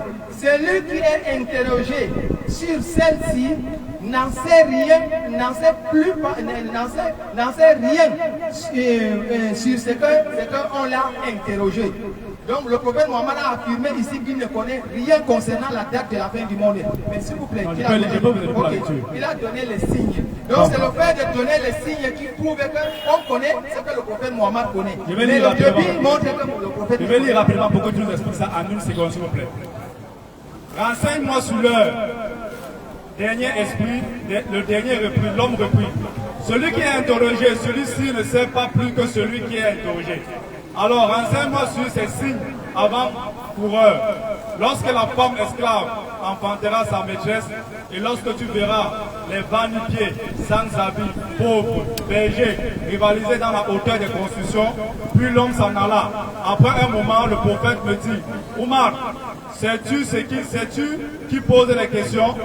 Dieu et son envoyé le savent plus. C'est Jibril, l'ange Gabriel est venu nous enseigner sur votre religion. Donc d'après le hadith, le prophète a affirmé que je ne connais pas la date de la fin du monde, comme Jésus lui-même a dit que je ne connais pas. Et le prophète a donné les signes, comme Jésus lui-même a donné les signes. Entre Jésus et Mohammed, il n'y a pas la différence. Mais si ne vous asseyez pas, mettez-vous de côté. Monsieur Gédéon, s'il vous plaît, vous pouvez passer. J'ai une question que vous posez. Mettez-vous de côté, monsieur, s'il vous plaît. Mettez-vous de côté. J'ai une question que vous posez, vous deux, et c'est la dernière, en que les téléspectateurs vous posent la question. Monsieur Gédéon et monsieur Amadou, je respecte le principe du dialogue. Donc je vous prie de respecter le principe du dialogue. Quand je pose une personne la question, il me répond directement, sans tergiverser. Argumentation, une seconde, pas une minute. Est-ce qu'on se fait bien comprendre? Est-ce que les deux se font bien comprendre? 3 secondes. Argumentation, 3 secondes. Bien. Monsieur Gédéon, commence par vous. Puisque vous dites que Jésus-Christ, fils de Marie, que la paix de Dieu soit sur lui, est venu sur la terre donner sa vie en rançon afin que nous, païens, nous soyons sauvés. C'est bien ça, monsieur? C'est bien ce que vous dites? Merci. Est-ce que vous pouvez me montrer un verset biblique où Jésus-Christ lui-même dit pourquoi Dieu l'a envoyé sur la terre? Okay. Un seul. Si vous me permettez, vous avez 3 secondes pour répondre. Il n'y a pas de problème. Oui. Vous avez dit dans le livre de Deutéronome qu'un homme ne porte pas les péchés, que quelqu'un ne portera pas les péchés de l'autre. Mais vous avez oublié qu'il y a la loi du karma. S'il vous plaît, monsieur Gédéon, s'il vous plaît, je recommence. Je vous ai posé, s'il vous plaît, s'il vous plaît. Je reprends le temps, c'est moi qui vous ai dit, s'il vous plaît, je vais vous respecter le principe du dialogue. Je vous ai posé la question, vous restez, s'il vous plaît, restez dans le carnaval de ma vie. Soyez juste, vous avez fait 10 minutes, le frère a fait 4 minutes. Je vous donne un dialogue, un principe. Je vous pose une question, vous répondez simplement en fonction de la question que je vous ai posée. Vous n'argumentez pas hors de la question. Je vous comprends ma question.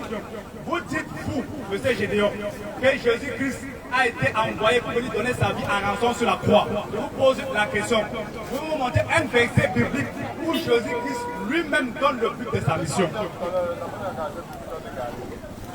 Vous lisez le verset biblique et tout le monde comprend, Inch'Allah. Vous avez 3 secondes, s'il vous plaît. Après ça, on donne la place le truc au public. Ok.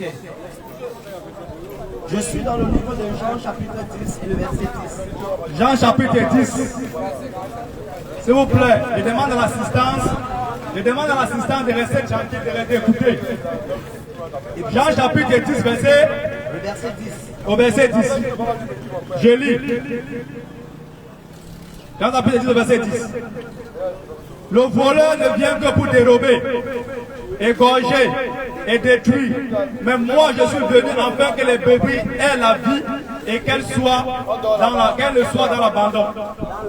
Dans l'abondance au présent. Moi Jésus, oui? Je suis venu pour que les hommes qui vont m'accepter soient et qu'ils aient la vie et qu'ils soient même dans l'abondance. Merci beaucoup. Donc je reviens maintenant, monsieur Gédéon. J'ai dit. Voilà pourquoi il est venu. Non, écoutez, c'est pour ça qu'il est venu. Voilà. Je suis venu pour que l'humanité soit ait la vie et qu'elle ait la vie dans l'abondance. Dans l'abondance, mettez-vous dans le jeu. Je vous lance avec Lamentation 5:7. Mettez-vous de côté, mettez-vous s'il vous plaît, mettez-vous de côté. Monsieur Amadou, le frère a donné la mission de Jésus. Lui, il nous a dit que Jésus-Christ est venu mourir sur la croix pour nos péchés, afin que nous soyons sauvés. Maintenant, le verset que le frère a lu, il dit que Jésus-Christ, le verset dit, c'est la Bible qui dit. La Bible, moi, je n'ai pas lu cette Bible-là, mais j'ai dit selon sa croyance. Je n'ai pas lu la Bible-là. J'ai dit donc, le frère a lu un verset où Jésus dit qu'il est venu afin que les gens soient dans l'abondance. Bon, maintenant, le thème du débat, c'est le salut passe-t-il par la mort de Jésus-Christ sur la croix, oui ou non, Bible au Coran sur table. Ça veut dire que c'est Jésus qui va nous dire pourquoi est-ce que Dieu l'a envoyé. On est d'accord. Parce que selon les chrétiens, Jésus est venu mourir pour les péchés. Maintenant, je vais vous donner un passage biblique, un seul passage biblique, où Jésus-Christ donne le but de sa mission. Merci beaucoup. Je vais prendre la Bible, le livre de Luc. Luc chapitre 4. Luc chapitre 4. Oui, ça corrobore avec ce qu'il a dit. Mais nous, on ne voit pas la mort de Jésus là-bas dedans. Verset 43. Luc chapitre 4, verset 43. Luc chapitre 4, verset 43. Il a dit,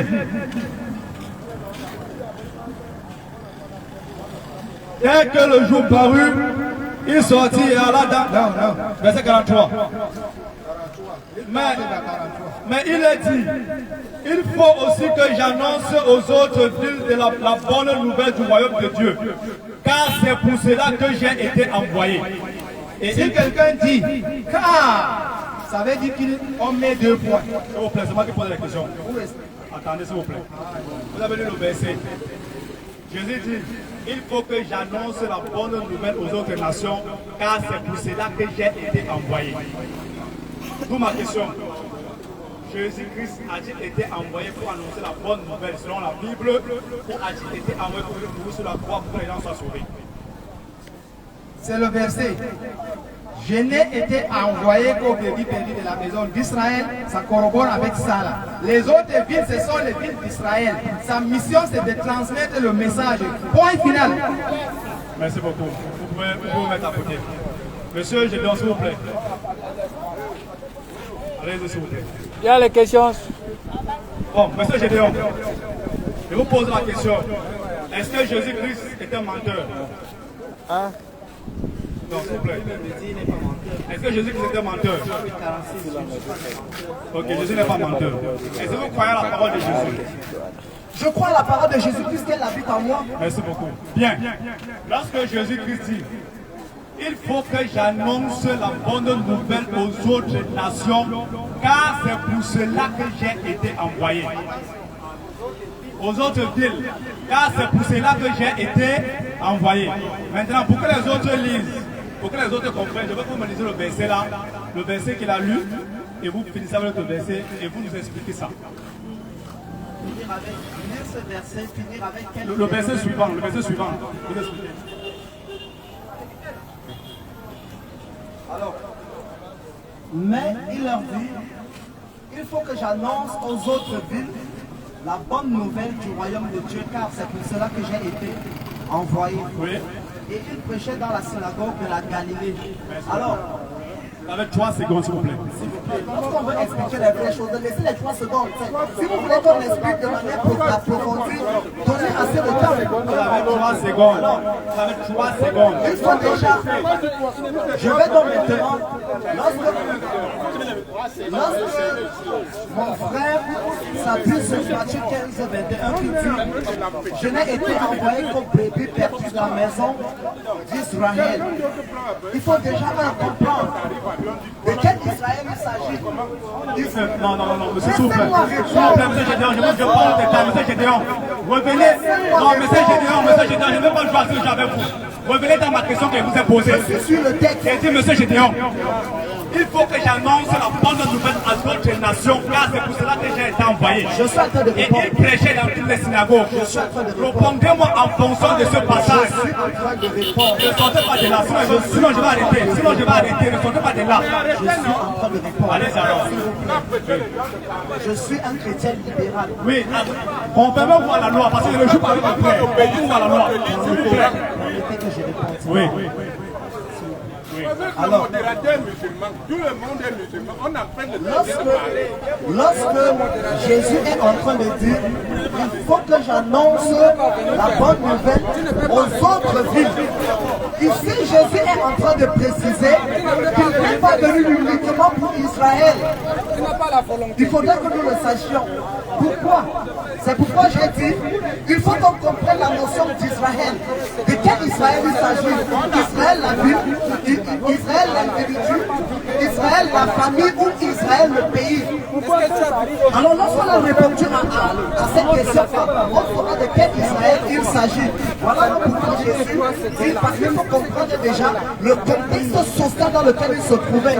Lorsque Hérode dit quelque chose de bon peut-il sortir de Jérusalem, il faut savoir que c'était comme une ville, n'est-ce pas, en France, où on ne trouvait qu'une minorité, on trouvait une catégorie de personnes noires. C'était les noirs, et c'est pourquoi Jésus était noir. Merci beaucoup pour la façon. Merci. Asseyez-vous s'il vous plaît.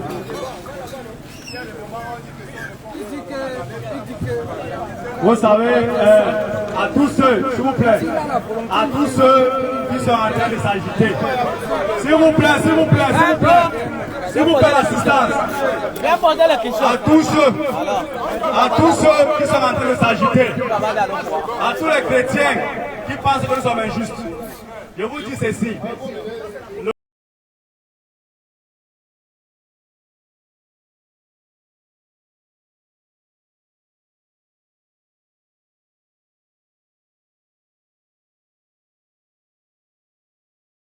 Comment dire que tu fais acte de folie et merci beaucoup. Proverbe 18, verset 14. Que tu parles beaucoup sans écouter parce que tu es fanatique. Notre but, c'est pas pour poser votre foi, c'est de montrer la vérité. Et tout ce qu'ils ont dit ici, c'est dans la Bible et le Coran. Si tu as le contraire, tu viens ici, tu poses la question, ou tu prends rendez-vous, tu peux le débat. Ça c'est clair. Si tu connais, tu viens poser la question. Bien. Maintenant, on va donner 10 minutes à toute la population. Celui qui veut poser la question, il vient poser la question, il se présente, il pose la question. Allez-y.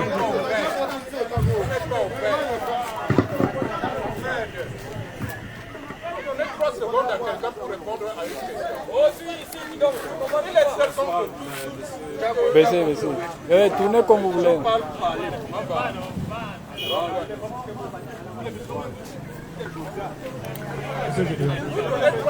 Présentez-vous d'abord, vous c'est vous sentez souple. Vous êtes musulman. Dans votre question, c'est la partie chrétienne, la partie musulmane. Merci beaucoup. Posez sa question.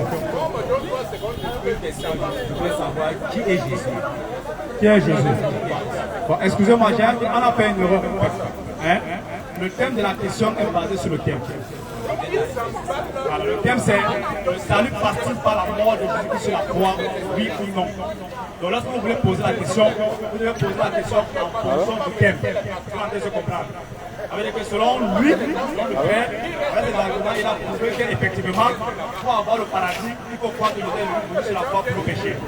Et pour le Père, il a dit que non, il faut croire qu'Allah est unique, et il a envoyé les prophètes pour enseigner, et il a envoyé le premier prophète Muhammad sallallahu alayhi wa sallam, que si on croit en ce qu'ils disent, on va avoir le paradis. Donc alors, si vous posez la question, vous posez la question sur le thème du débat. De toute façon, on se comprend. Si vous n'avez pas le temps, vous réfléchissez bien, vous ne devez pas poser la question pour revenir. Bismillah.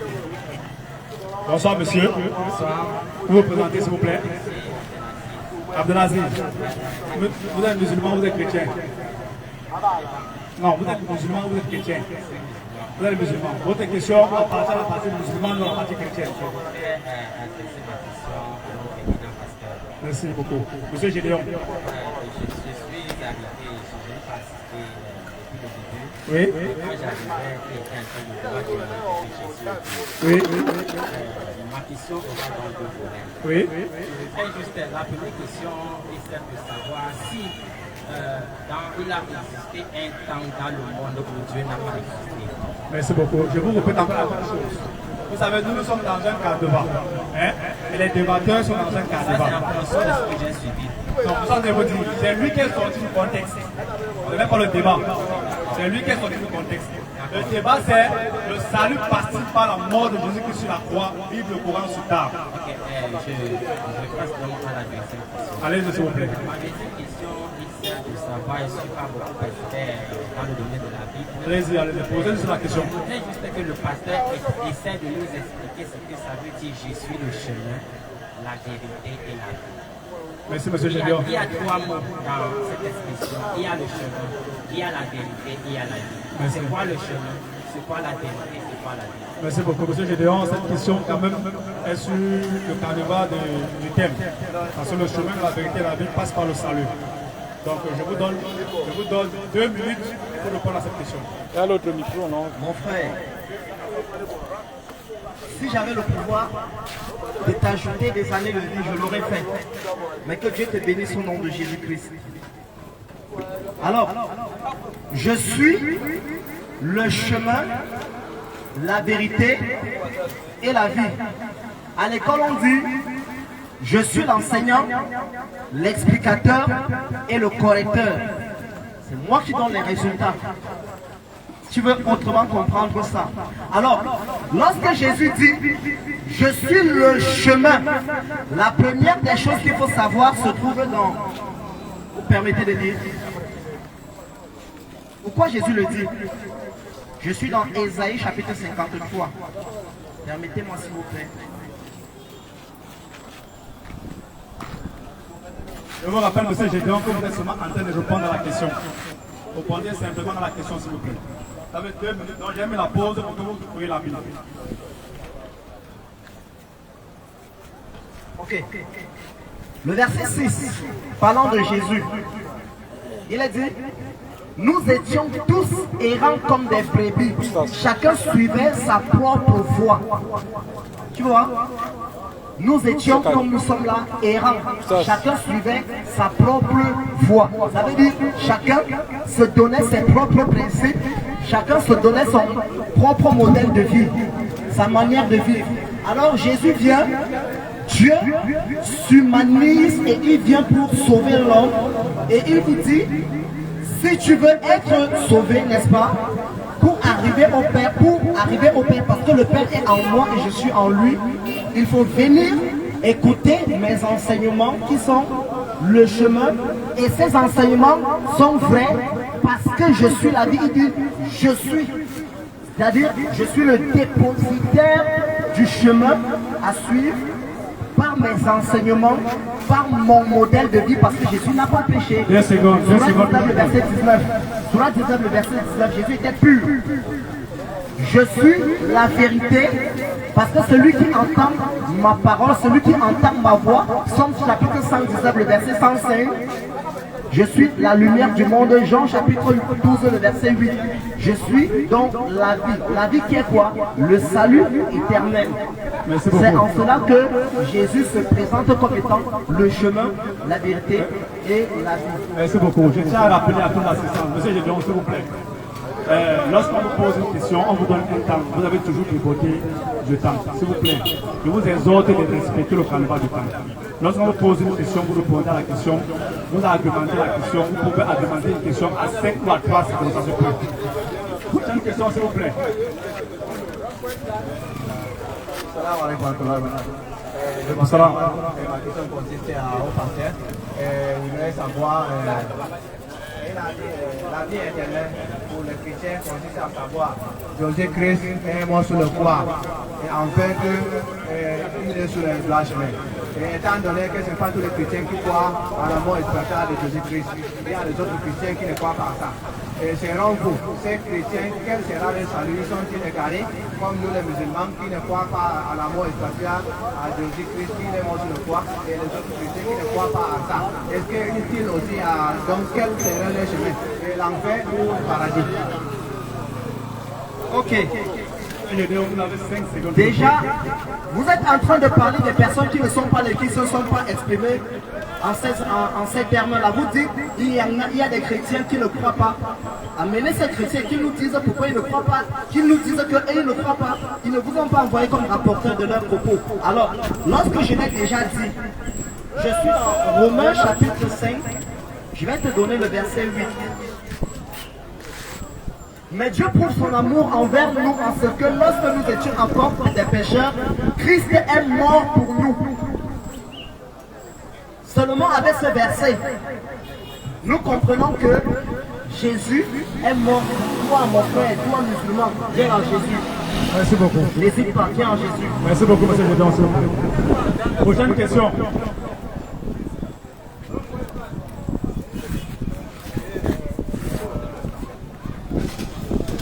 Vous savez, il y a un problème que j'ai constaté beaucoup avec les chrétiens. C'est que lorsque on fait les débats, que ce soit ici, ou à Yaoundé, ou partout à Douala, les chrétiens, lorsqu'on fait les débats, ils se prononcent, ils bavardent dans la foule. Mais lorsqu'il faut poser des questions, aucun chrétien n'a le courage de venir se placer devant pour poser des questions aux personnes qui parlent. Mais lorsqu'on est en train de faire le débat, les gens se mettent à bavarder et à insulter. Voici le moment de connaître la vérité. Tout ce que vous voulez connaître, demandez aux gens qui sont assis, posez des questions. Pourquoi ce n'est que les musulmans qui viennent poser des questions, alors que vous qui défendez, vous ne posez pas les questions? Donc, prochaine question, s'il vous plaît. Prochaine question. Ils n'ont pas le courage. Bonsoir, monsieur Gédéon. Mon nom c'est Aguiou. J'aimerais savoir, vous dites que Jésus est venu mourir sur la croix pour nous sauver. Le chemin de la mort de Jésus sur la croix, comme vous êtes en train de dire, il y a peut-être dans un passage de la Bible, si vous pouvez m'aider avec, Jésus a dit, malheur par qui le Fils de l'homme serait livré. Il serait préférable pour cette personne qui ne serait pas née. Mais pourquoi ne pas dire, comme il est venu mourir pour vous, il devait dire heureux par qui le Fils de l'homme serait livré, il serait préférable pour nous qui serait non plus nombreux. Ok. Une minute pour répondre. Mon frère, selon toi, Jésus devrait plutôt saluer le geste de Judas, en ce que Judas l'a accusé, l'a trahi, l'a sacrifié pour 30 pièces. C'est ça ta question, n'est-ce pas? Alors, mon frère, il faut que Jésus-Christ te bénisse encore pour cette question. Merci pour cette inspiration, mais sois attentif. Alors, il faut comprendre que Judas est déjà prédestiné à le faire parce que cet acte n'est pas nouveau ou étrange pour Jésus. Il sait déjà fondamentalement ce qui va se passer. Alors, lorsque la chair, écoute s'il te plaît, je sais que selon ton chiffre hors sujet, lorsque la chair est en train de parler, n'est-ce pas, l'esprit est en opposition avec la chair. Oui, venez, peut-être le micro est fini. Désolé, c'est l'ancien qui est très brut. Lorsque l'esprit est en opposition avec la chair va parler parce que la chair ressent des douleurs, parce que la chair a mal et parce que la chair réclame. Tu comprends un peu? Voilà pourquoi la chair peut dire malheur à celui par qui. Mais lui-même Jésus, si cela ne lui était pas bénéfique, ou alors n'était pas bénéfique pour l'humanité, il n'aurait pas dit de ses paroles de sa voix authentique, je donne ma vie. Tu comprends un peu? Lui, Jésus dit, je donne ma vie. Merci beaucoup, s'il vous plaît. Il y a une autre question. Il y a encore des questions. Il y a des questions. Les Oh, gens qui m'avaient les dernières là. Les gens qui disent musulmans, voilà les questions, il n'y en a pas. Il n'y a personne qui a des questions. Non, ce n'est plus les musulmans. S'il n'y a pas de musulmans qui ont des questions, on va arrêter, Inch'Allah. Il y a des questions. Je tiens à saluer mon frère Simba qui est arrivé. Vraiment, ça fait longtemps qu'il n'est pas vu. Bien, puisqu'il n'y a plus de questions, les chrétiens ne posent plus de questions. Non, on ne donne plus la parole aux musulmans. Il y a une question à un musulman. Non, on ne donne plus la parole aux musulmans. On ne donne plus. Parce que vous savez...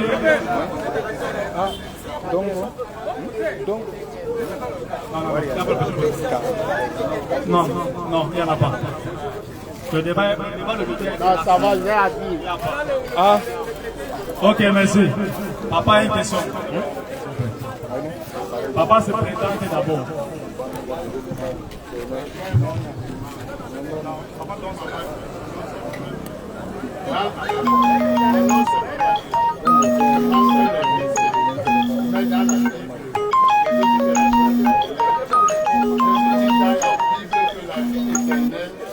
C'est qu'on te connaisse.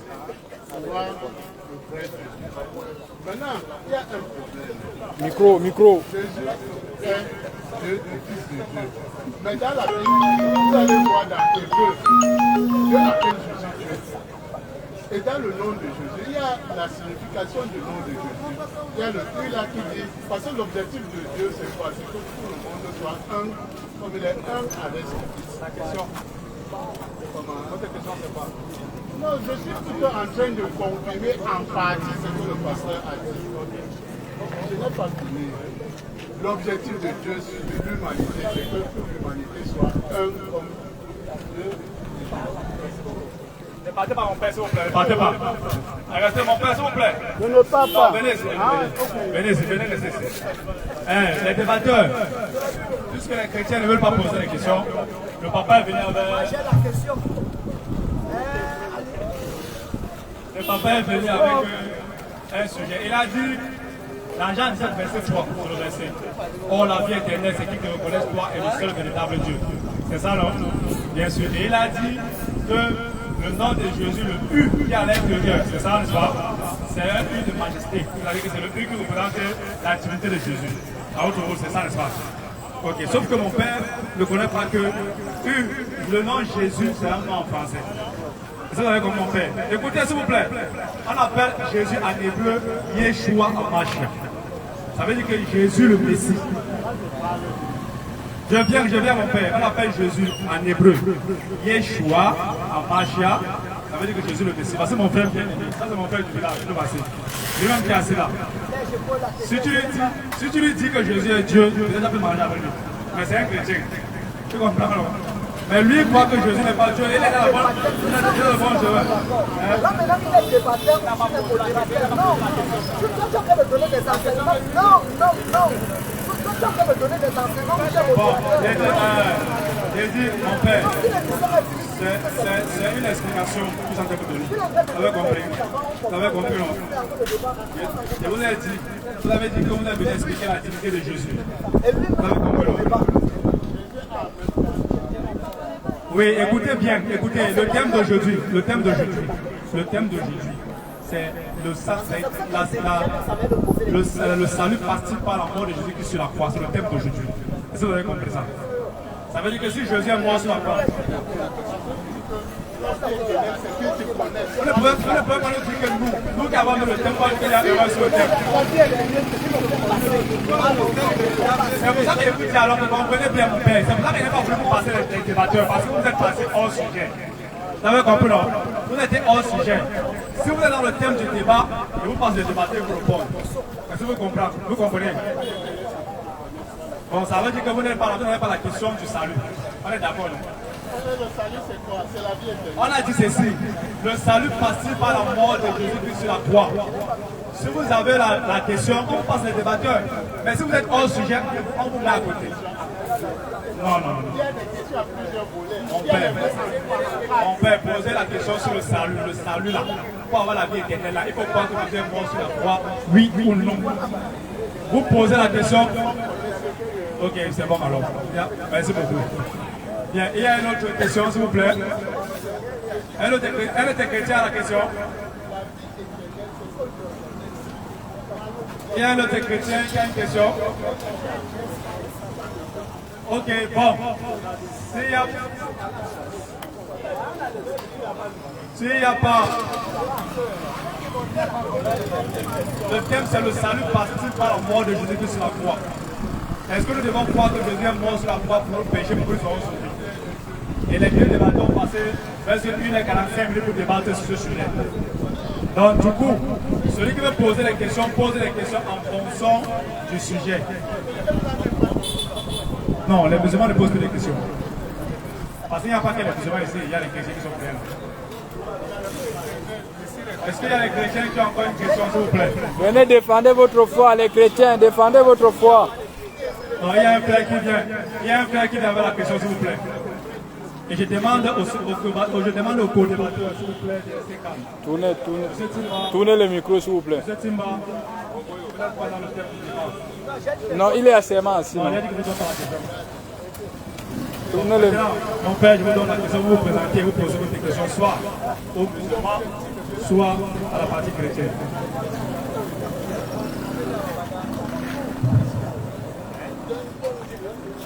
Bonsoir. Bonsoir. On m'a dit comprendre que le thème du débat c'est de savoir si la mort de Jésus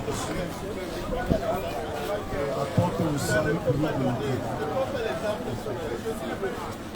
Il y a certaines écritures ici qui démontrent que la mort de Jésus apporte le salut à l'humanité. Dans Isaïe 53, verset 5, il est mort pour les autres. On peut lire. 1 Corinthiens 15, 3. Dans Matthieu 20, vers 8, il est mort pour payer le prix des pécheurs. Marc 10, 45. Hébreux 9, 15. Dans Hébreux 9, 12. Éthique, chapitre 2, verset 11. On voit la mort rédemptrice de Christ. Et la mort de Christ, il est mort pour la mort a apaisé la sainte colère de Dieu contre le péché de l'humanité. Romains chapitre 1, verset 18. Jean 3, 36. Éphésiens 5, 6. La mort de Christ est expiatoire comme je l'ai dit. Et la dernière chose, la mort de Christ est venue nous délivrer de la mort spirituelle et de la mort physique. Jean 11, versets 24 et 26. Alors, toutes ces questions, toutes ces lectures prouvent que Jésus-Christ est venu mourir pour sauver l'humanité. Si vous me demandez de poser la question, je ne sais donc pas pourquoi vous refusez que Jésus-Christ n'est pas mort pour sauver l'humanité. Et pourtant, j'ai des écritures qui attestent qu'il est mort pour sauver l'humanité. Restez. Vous avez le thème qui est le salut passé par la mort de Jésus sur la croix. Vous avez deux débatteurs. N'est-ce pas? Les deux débatteurs, il y a la partie chrétienne et la partie musulmane. Donc quand vous venez ici là, quand vous avez relevé vos versets bibliques, c'est pour venir poser des questions aux personnes qui sont là. Si vous avez donné vos versets bibliques, vous les avez lus, vous avez posé comme le verset c'est ceci. Pourquoi toi, musulman, tu dis ceci? Pour vous marquer c'est le contraire. Et c'est comme ça que vous posez vos questions. Vous ne venez pas réciter les versets bibliques que vous avez lus. Posez juste votre question en fonction de ce que vous avez lu, pour que vous ayez la clarté dans ce que vous avez lu. S'il faut que je pose dans la question, on me dit, il est dit dans le livre de Romains chapitre 5, verset 8, que Christ est mort pour les autres. J'aimerais qu'on lise ce verset afin que nous puissions poser la question. Merci, très belle question maintenant.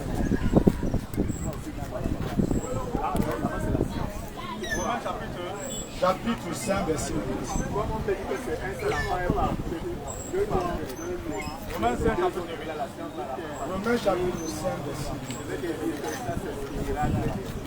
Romains chapitre 5, verset 8. Il est écrit. Mais Dieu prouve son amour envers nous, en ce que lorsque nous étions encore des pécheurs, Christ est mort pour nous. Dieu prouve son amour envers nous. Quand nous étions pécheurs, Christ est mort pour nous. étant pécheur, Christ meurt pour nous sauver, afin que nous ayons un libre accès à aller vers Dieu. Alors je vais poser la question aux musulmans. Pourquoi dites-vous que Christ n'est pas mort pour le péché de l'humanité? Merci. Je l'ai dit et je le répète encore. Le Christ n'est pas mort pour vos péchés. D'ailleurs même le Christ n'est pas mort. Toute personne qui dit que le Christ est mort est en train de mentir au nom de la Bible. Voici la Bible ici. Mon frère, je vais confirmer d'abord ce que tu as dit. Selon la Bible, Jésus-Christ est mort. Et selon la Bible, Jésus-Christ n'est pas mort. Selon la Bible, Jésus-Christ est mort pour le salut. Et selon la Bible, Jésus-Christ n'est pas mort pour le salut. Alors, qu'est-ce que je vais dire par là? Je lis ici la parole de Christ lui-même. Tu crois en Jésus-Christ, n'est-ce pas? Jean chapitre 8, le verset 40. Je vais le lire rapidement. Mais maintenant, vous cherchez à me faire mourir, moi un homme qui vous ai dit la vérité que j'ai entendue de Dieu. Vous cherchez à me faire mourir, moi un homme qui vous ai dit la vérité que j'ai entendue de Dieu. Abraham n'a pas fait cela. Vous voulez accomplir l'œuvre de votre père, le diable. Donc vous voulez me tuer, non? C'est les œuvres du diable que vous voulez accomplir. Au lieu d'écouter la parole que j'ai entendue de Dieu, vous mettez en pratique, vous aurez la vie éternelle. Mais vous voulez me tuer. Parce que vous êtes les enfants du diable. C'est ce que la Bible dit. Jésus-Christ n'a pas dit que tuez-moi pour que je vous sauve. Jamais. Jésus-Christ est en train de reprocher les gens qui cherchent sa mort. Parce que les œuvres du diable. Les œuvres du diable qui va vous sauver. Celui qui est mort sur la croix, là, il est maudit. Selon Galates chapitre 3, le verset 13. Donc celui qui est mort sur la croix, là, c'est un objet de malédiction. Deutéronome chapitre 21, confirmez cela. Il s'est fait malédiction pour nous afin que nous soyons sauvés. Vous n'avez pas répondu à ma question. J'ai une question. Vous n'avez pas répondu à ma question. J'ai une question. Merci beaucoup. Écoutez, mon frère, on n'a pas fini avec vous. Le principe des questions-réponses, c'est que quand vous posez la question, quand il vous répond à la question, vous êtes libre de l'accepter, vous êtes libre de le refuser. De toute façon, ne pose pas quelqu'un à accepter. Même le Coran le dit, là, il dit, nul contraint la religion. Vous comprenez? Donc le musulman ne pose pas quelqu'un à quelque chose. Si tu es dit, tu refuses selon tes arguments, tu peux rester tranquille. Merci beaucoup. Mais ce soir, vous invite à un échange, à un débat, vous pouvez assister. Ok, merci beaucoup. Donc, vous allez voir le président, qui est là-bas. Vous allez vous donner les critères d'adhésion, comme vous invitez dans les débats et dans l'échange. Merci beaucoup. Oui, vous vous présentez, vous posez vos questions, s'il vous plaît.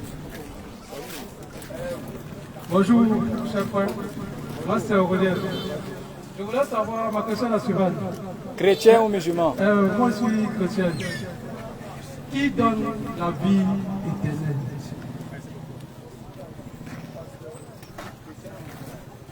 La question à un musulman ou à un chrétien? Je pose ma question que la soit un musulman ou un chrétien. Bon, je commence par le chrétien. Monsieur Gédéon, je vais poser la question de savoir qui donne la vie éternelle. On vous donne les versets bibliques à la pluie, on parle comme ça. Vous restez, vous attendez. Monsieur, s'il vous plaît, on vous donne avec les preuves à la pluie, on parle comme ça. Ok, monsieur Gédéon. Qui donne la vie éternelle, vous répondez ça en 2 minutes. C'est là 2 minutes.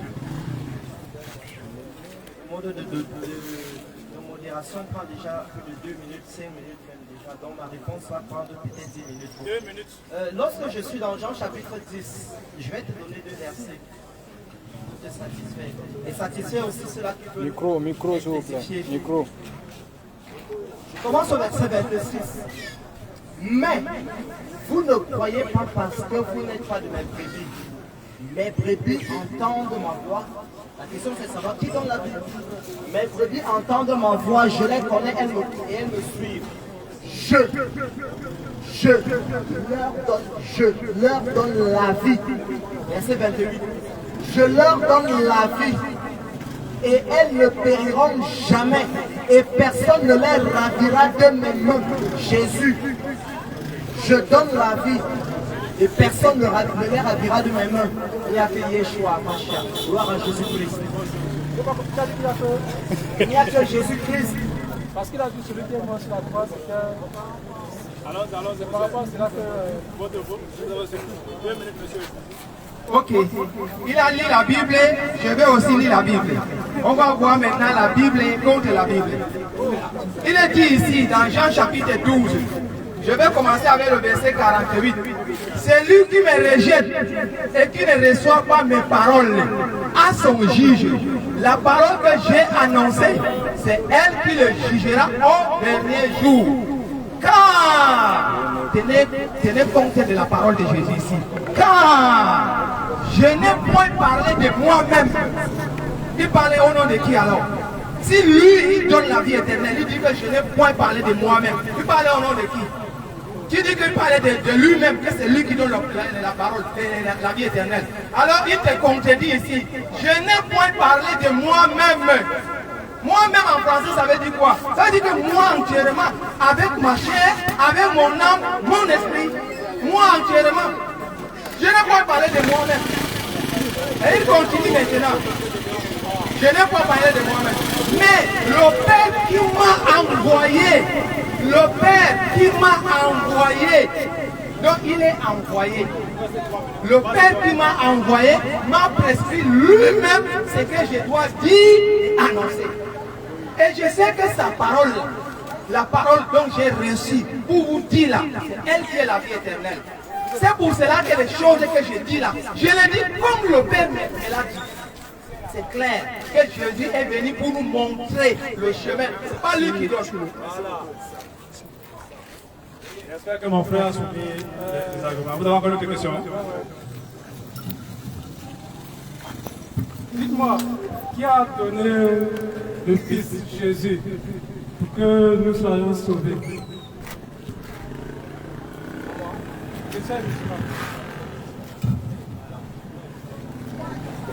Jean chapitre 3, le verset 16, le verset préféré des chrétiens. Je vais le lire ici. Jean chapitre 3, le verset 16. Ça, c'est un verset préféré des chrétiens.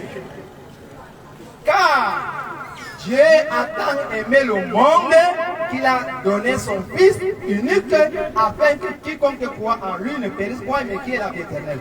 Qui a donné son Fils? C'est Dieu. Le Fils là c'est qui? C'est Jésus. Est-ce que Jésus est venu de lui-même pour nous sauver? Non. Quelqu'un l'a envoyé. Et la personne est venue, et la personne l'a envoyé pour qu'il vienne ramener les gens dans le droit chemin. Et lui-même qui est le don là, il a une parole qui ne vient pas de lui. Et on lui a prescrit la parole là. Et il n'a pas le droit d'ajouter quoi que ce soit sur la parole dont on lui a prescrit. Et comme il est venu, il est dit comme il a entendu. C'est le verset que j'ai lu précédemment. Alors, quand on dit qu'il a donné, afin que quiconque croit en Jésus-Christ ne périsse point, mais qui est la vie éternelle. Alors, quand on croit en Jésus, en tant que qui? Jean chapitre 17, le verset 3, que Jésus est l'envoyé de Dieu. On croit en lui en tant qu'envoyé de Dieu. Donc si on croit que Jésus est l'envoyé de Dieu, et qu'on écoute sa parole, on met en pratique, alors on a la vie éternelle. C'est ce que le texte dit, clair. Ce n'est pas le sang de Jésus qui donne la vie éternelle. Très clair. Est-ce que, s'il vous plaît, est-ce que mon frère a compris la réponse du frère? Est-ce que selon le frère, le sang de Jésus donne la vie éternelle? Merci beaucoup, c'est le thème du débat. Le sang de Jésus. Il faut répéter. Un chrétien. J'ai dit ceci. Hein? Moi, je disais ceci. J'ai demandé qui donne la vie éternelle. Et il a répondu, Dieu a tant aimé le monde afin que quiconque croit en lui ne périsse point, mais qu'il ait la vie éternelle en Jésus, en pratiquant sa parole. Là, non, ce n'était pas la question de savoir est-ce que c'est le sang qui donne la vie éternelle. Donc, ce que le frère a dit comme a expliqué, est-ce que selon les deux explications, toi, avec ton discernement, est-ce que le sang de Jésus donne la vie éternelle ou la parole de Jésus donne la vie éternelle? Moi, je n'ai pas répondu à cette question. Il a posé au musulman. Maintenant, le monsieur n'a pas répondu à ma question. Pourquoi? Donc, il n'a pas répondu. Non, tu m'as indexé. Vous avez expliqué ici qu'on a la vie éternelle en parlant à la mort de Jésus. Sur la question, si vous avez expliqué qu'on a la vie éternelle. Alors, moi je voulais répondre. Est-ce que c'est à toi de donner la réponse? Non, ce n'est pas à toi. Si lui qui doit répondre. Pourquoi tu fais ça, monsieur Gédéon? Allons-y, Cheikh. Allons-y. Vas-y, Allons-y, Cheikh. J'ai une question. S'il vous plaît. On peut le répondre, vous le passez. Ouais, il peut répondre aussi à la question.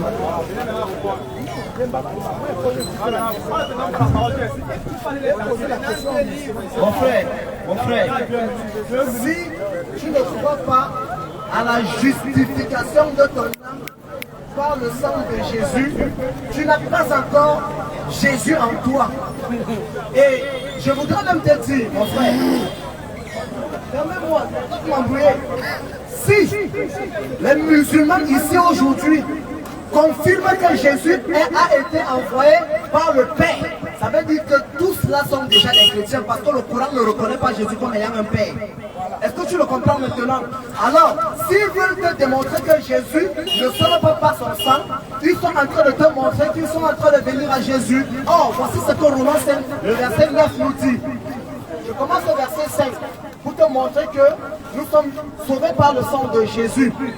Mais Dieu prouve son amour envers nous en ce que lorsque nous étions encore des pécheurs, Christ est mort pour nous. Christ est mort pour nous. À plus forte raison, donc maintenant que nous sommes justifiés par son sang. Nous sommes justifiés par son sang. Que veut dire être justifié? Être justifié veut dire être défendu. Être justifié veut dire être protégé. Être justifié veut dire avoir ouvert les portes de l'entrée. Parce que le sang de Jésus ouvre le voie et nous donne accès, n'est-ce pas, dans ce qu'on appelle les parvis célestes. Donc, si mes frères musulmans aujourd'hui disent que Jésus a un Père, les chrétiens, les musulmans ont renié toute la Bible dans son entier. Et il faudrait que vous, les suiveurs de l'islam là, vous soyez, vous exprimez votre désolation envers